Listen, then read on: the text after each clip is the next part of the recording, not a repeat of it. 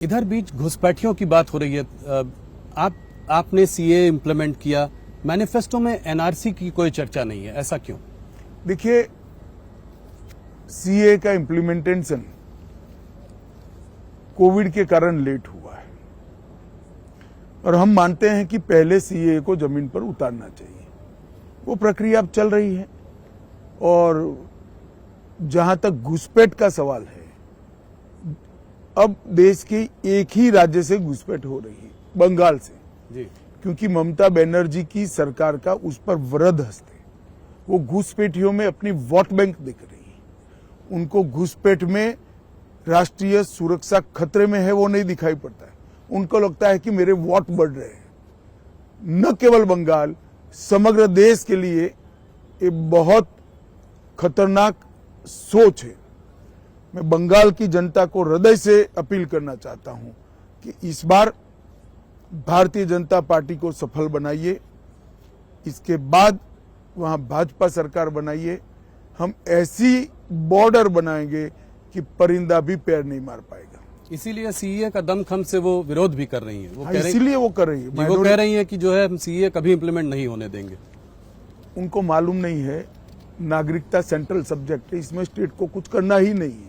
शायद मालूम है मगर माइनॉरिटी को गुमराह करने के लिए वो बोल रही।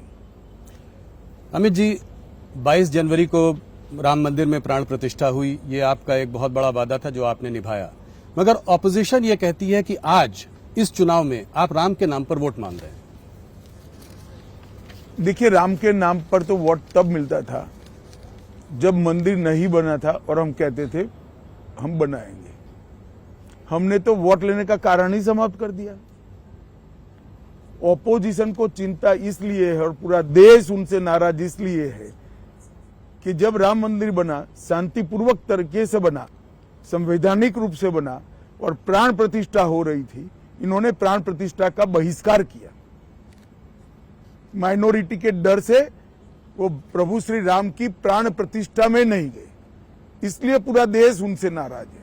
हमने कभी ये नहीं कहा कि राम मंदिर बनाया इसलिए हमें वोट दीजिए, मगर पूरे देश की जनता जानती है 70 साल से ये लोग अटका कर रखे थे।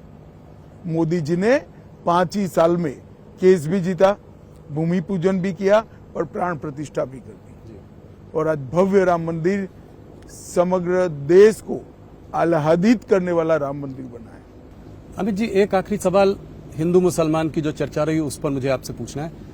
प्रधानमंत्री ने पिछले साल, 1 साल पहले पासमानदा मुसलमानों को एक आउटरीच भी किया, उनके बारे में बातचीत भी की, उनके बारे में वो सोचते भी काफी हैं।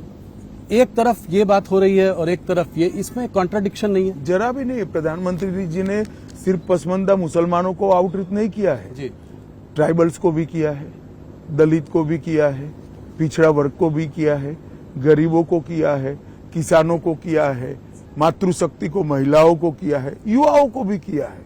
वो उनका काम है, दायित्व है जी। विकास की रेस में जो पिछड़े हैं, इनको सबके साथ एक लाइन में लाकर खड़ा करना वो सरकार का दायित्व है।